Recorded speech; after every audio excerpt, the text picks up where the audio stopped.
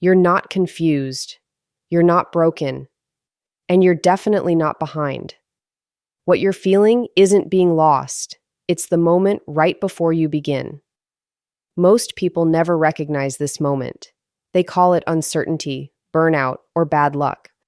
But it's something far more honest than that. It's fear standing at the doorway of change. And once you see that clearly, everything shifts. Feeling lost is often just fear in disguise. It's a softer word we use when the truth feels too sharp to say out loud. Saying you're lost sounds accidental, almost innocent, like you wandered off course without meaning to. Fear, on the other hand, suggests awareness.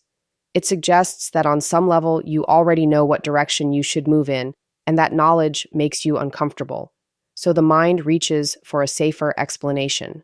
I'm lost feels less demanding than I'm afraid, because fear asks something of you while being lost allows you to wait. Most people who say they're lost aren't lacking options, information, or even talent. What they're lacking is the willingness to tolerate uncertainty long enough to take a first step. Fear doesn't usually show up as panic or dread. It shows up as hesitation, overthinking, and endless preparation. It convinces you that clarity must come before action, when in reality, clarity is the result of action. So you stay still, hoping for a sign, a feeling, or a moment of certainty that never arrives. Fear also disguises itself as responsibility toward others, perfectionism, or practicality. You tell yourself now isn't the right time, that conditions aren't ideal, or that you need to be more ready. Underneath those explanations is the same avoidance. Beginning would force you to confront the possibility of failure, rejection, or discovering that the path you choose won't work out.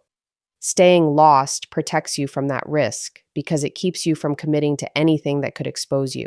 There is also comfort in the identity of being lost. It creates a pause in accountability. If you're lost, then no one can reasonably expect progress from you, especially not yourself. Fear understands this and uses it well. It offers you reflection instead of movement, planning instead of effort, and self-analysis instead of responsibility. It keeps you busy without allowing you to change, but the tension never disappears. That low-level anxiety, that sense of being behind, that quiet frustration you feel when you see others moving forward is the cost of avoiding the beginning. Fear doesn't remove discomfort. It simply trades the sharp discomfort of starting for the dull ache of stagnation. And the longer you call fear by the wrong name, the longer you stay exactly where you are, circling the same thoughts, waiting for a feeling of direction that only arrives once you decide to move. Clarity comes from action, not overthinking, but most people reverse that order and wonder why they feel stuck. They sit with their thoughts, replaying scenarios, weighing possibilities, and trying to predict outcomes before they've taken a single step. Overthinking feels productive because it creates the illusion of control, but in reality, it's a form of avoidance. It delays exposure to uncertainty while pretending to prepare you for it. The mind convinces itself that if it just thinks long enough, the right answer will appear fully formed, clean, and risk-free, when life rarely works that way. Action forces contact with reality, and reality is what dissolves confusion. The moment you move, even imperfectly, you receive feedback. You learn what works, what doesn't, and what actually matters instead of what you imagined might matter. Overthinking keeps everything theoretical, and theories can't correct themselves because they're never tested. That's why clarity feels so distant when you're stuck in your head. Nothing is being challenged. Action, even when it's small, breaks that loop by replacing speculation with experience. Overthinking is also seductive because it protects your identity. As long as you haven't acted, you haven't failed. You can still believe you're capable, talented, or destined for something meaningful without risking proof otherwise. Action threatens those beliefs because it introduces results, and results are honest. They don't care how much potential you think you have. They simply show you where you are. That honesty is uncomfortable, which is why the mind prefers endless reflection over decisive movement. Clarity isn't a sudden insight or emotional certainty. It's gradual alignment between what you do and what you learn from doing it. Each step refines your understanding, narrows your options, and sharpens your sense of direction. When you overthink, you're trying to skip that process. You want the confidence that comes after experience without paying the cost of experience itself. But confidence earned that way is fragile because it isn't grounded in reality. The truth is that most decisions don't become clear until after you've committed to them in some form. Movement creates context, and context creates meaning. When you act, you stop asking abstract questions and start dealing with concrete problems, and those problems give you something solid to respond to. Overthinking keeps you trapped in possibility, while action anchors you in reality, where confusion can finally be shaped into understanding. Fear protects comfort, not growth, and it does so quietly in ways that often feel reasonable rather than dramatic. It doesn't usually stop you with panic or force. It nudges you toward what's familiar and predictable. Comfort feels safe because it's known, even when it's unsatisfying. Fear understands this and frames comfort as stability, responsibility, or patience, while framing growth as reckless or unnecessary. In doing so, it keeps you close to what you already know, even when that place is slowly draining you. Growth requires exposure to uncertainty, and fear's primary job is to prevent that exposure. It exaggerates potential losses and minimizes potential gains, making change feel dangerous and staying the same feel sensible. You start to rationalize stagnation by telling yourself you're being realistic, that you're waiting for the right time, or that pushing yourself would be irresponsible. None of those explanations sound like fear, which is exactly why they work. Fear rarely announces itself honestly. It hides behind logic and caution. Comfort is attractive because it asks nothing new of you. It allows your habits, identity, and routines to remain intact. Growth, on the other hand, demands adaptation. It forces you to become a beginner again, to make mistakes publicly or privately, and to accept temporary incompetence. Fear resists that humiliation and uncertainty by convincing you that you're better off staying where you are, even if where you are no longer fits who you could become. Over time, comfort turns into confinement, but fear keeps reframing it as security. The cost of choosing comfort over growth isn't immediate, which makes fear even more convincing. Nothing dramatic breaks when you avoid a risk. Life simply becomes smaller. Opportunities narrow, energy fades, and resentment quietly builds as you watch time pass without meaningful change. Fear doesn't mind this slow erosion because it keeps you within familiar boundaries. Growth would expand those boundaries, and expansion threatens fear's influence. Every meaningful change involves discomfort because it requires you to leave behind a version of yourself that once felt safe.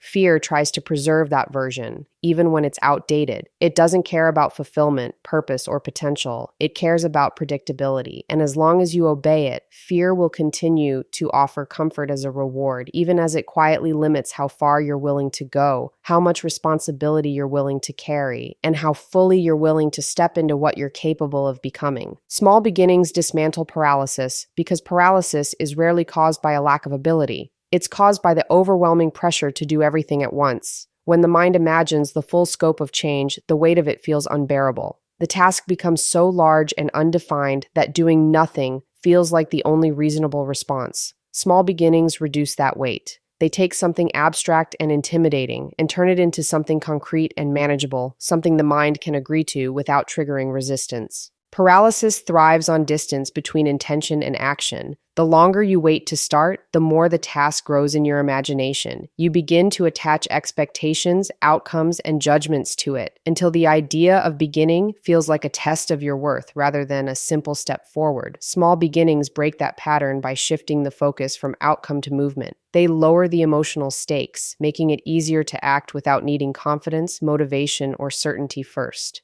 There is humility in starting small, and that humility is precisely what dissolves fear. Large, dramatic starts often fail because they're built on pressure and self-image. Small beginnings don't demand that you prove anything. They only ask that you show up. This creates momentum without forcing transformation. Once momentum exists, even in the smallest form, the mind stops debating and starts adapting. Action becomes a habit rather than a decision, and paralysis loses its grip. Small beginnings also provide immediate feedback, which is essential for progress. When you take a small step, you learn quickly. You see what's possible, what needs adjustment, and where resistance actually lives. This information is far more valuable than endless planning because it's grounded in reality. Paralysis depends on uncertainty and imagined failure, but small actions replace imagination with experience, making fear less convincing. Over time, these small beginnings accumulate. What once felt impossible starts to feel familiar.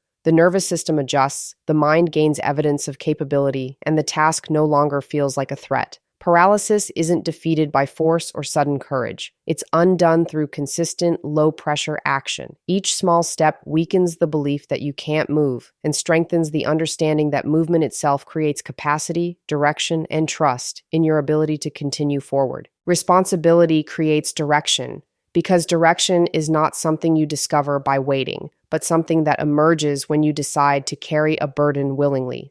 When nothing is your responsibility, everything feels optional, and when everything feels optional, nothing feels meaningful.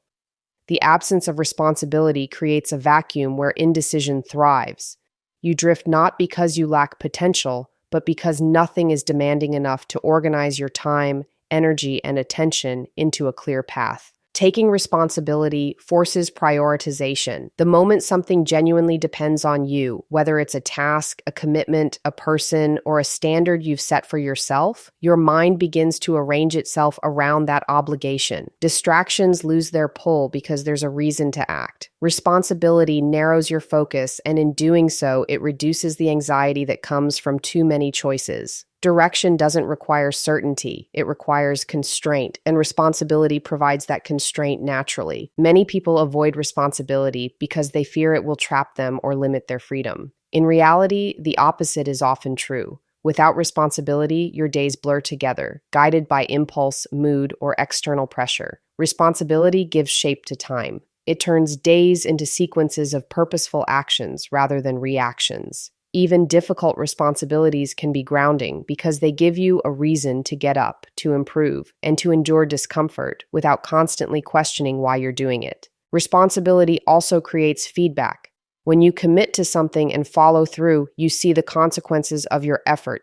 You learn what you're capable of handling and where you need to grow. This feedback builds competence, and competence builds confidence. Direction becomes clearer not because you planned it perfectly, but because you earned insight through accountability. Responsibility connects action to outcome, which is where meaning starts to take form. Avoiding responsibility often masquerades as self-care or patience, but over time it leads to restlessness and resentment. You sense that you could be doing more, carrying more, becoming more, and that awareness quietly erodes your self-respect. Responsibility restores that self-respect by aligning your actions with your values. When you choose something worth carrying and take it seriously, your life begins to organize itself around that choice. And what once felt like confusion transforms into a sense of forward movement anchored in commitment. Courage isn't loud, it's quiet consistency, and that idea challenges the way most people imagine bravery. We tend to associate courage with dramatic moments, bold declarations, or visible defiance, but those moments are rare and often short-lived. Real courage usually doesn't announce itself. It shows up in ordinary days, repeated decisions, and small acts of discipline that no one applauds. It's the choice to continue when motivation fades and when the results aren't immediately visible. Quiet consistency requires endurance, and endurance is harder than intensity. Anyone can feel brave for a moment, fueled by emotion or inspiration. Staying brave when nothing feels exciting, when progress is slow, and when doubt creeps in is far more demanding. Consistency means returning to the same effort again and again, even when you're tired of thinking about it, even when the outcome is uncertain. That repetition builds strength, not because each step is heroic, but because it proves you can be trusted by yourself. There is vulnerability in quiet courage because it offers no guarantee of recognition. Loud courage often comes with validation. People notice it, praise it, or react to it. Quiet consistency happens in private, where the only witness is your own conscience. You follow through not because it looks impressive, but because you said you would. That integrity creates internal stability, which is more powerful than external approval. Over time, it reshapes how you see yourself. Quiet consistency also resists the emotional swings that derail progress. Instead of relying on confidence or inspiration, it relies on commitment. Some days you feel capable, other days you don't, but the behavior remains the same. This steadiness slowly rewires your relationship with fear.